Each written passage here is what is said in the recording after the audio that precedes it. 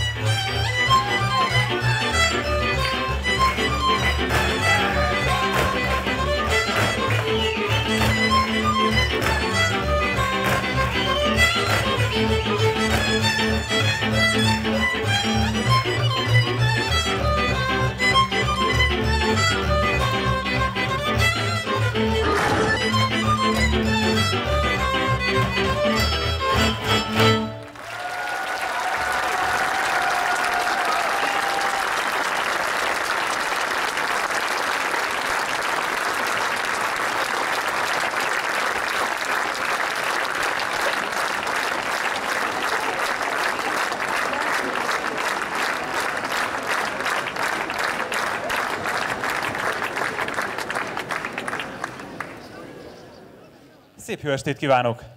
Most, hogy megérkezett az egész nagy Maros család ide Köröztanyámhoz, itt az ideje, hogy önöket is köszöntsük a Maros család nevében, és remélem annak tagjaiként. Egy csodálatos jubileumhoz érkeztünk, melynek kapcsán újra összegyűlt itt a Maros család.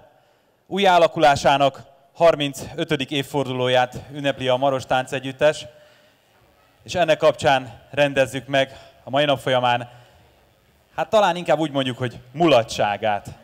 ennek a fantasztikus civil szervezetnek. Külön szeretném köszönteni önök között Makóváros alpolgármesterét, Cirbusz Gábor urat, a képviselőtestület megjelent tagjait, a Makói Művészeti Iskola igazgatóját, Borkáné Dudás Mónikát, és engedjék meg, hogy ugyan nem név szerint, de mindenkit nagyon nagy szeretettel, azokat a pártoló tagokat, akik nélkül az elmúlt 35 esztendőben egészen biztos, hogy nem működhetett volna ez a civil szervezet úgy, ahogyan eddig. Nagyon szépen köszönjük, hogy itt vannak, nagyon szépen köszönjük, hogy velünk vannak, úgyhogy egy nagy tapsot ők is megérdemelnek.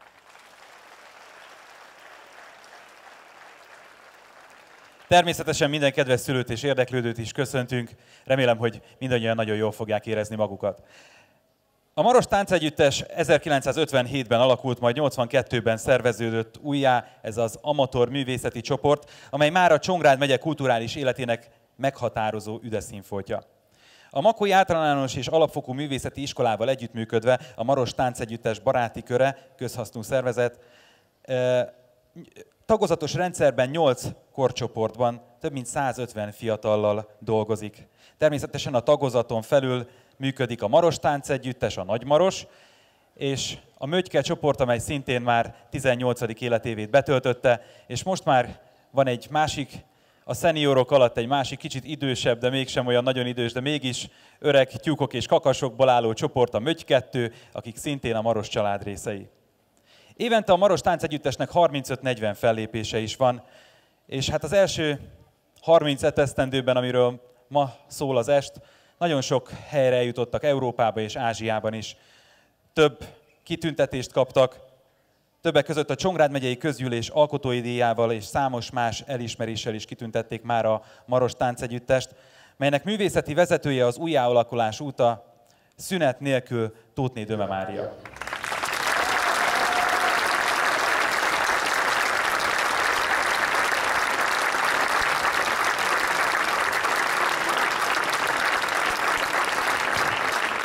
Köröztanyánk a Magyar Köztársaság ezüst érdemérmével, az Örökség Gyermek Népművészeti Egyesület pedagógiai életműdíjával és Makóváros közművelődéséért elismerésben is részesült. De a legnagyobb elismerés mégis úgy gondolom, hogy ez a taps és az a hosszú évek óta tartó támogatás, amiben részesítik Mariskát.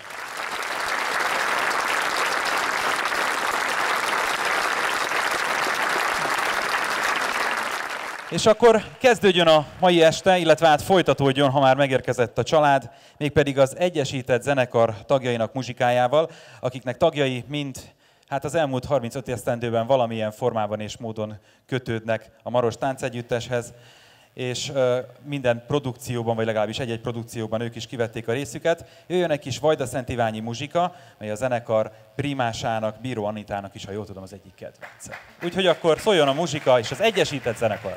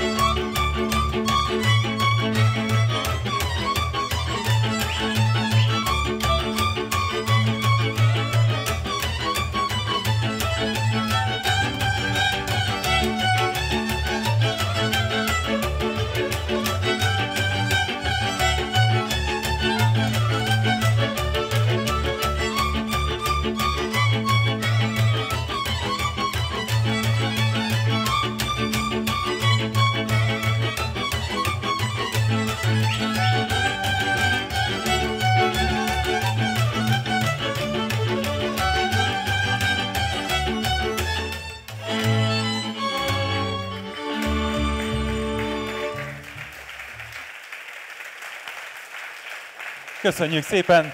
A mai este folyamán Bíró Anita vezetésével hallhatják a folytatásban is az Egyesített Maros zenekart. És akkor a folytatásban jöjjenek azok a fiatalok, és még annál is fiatalabbak, akik az elmúlt 30 esztendőben valamilyen módon táncoltak, szerepeltek a Maros csoportjaiban.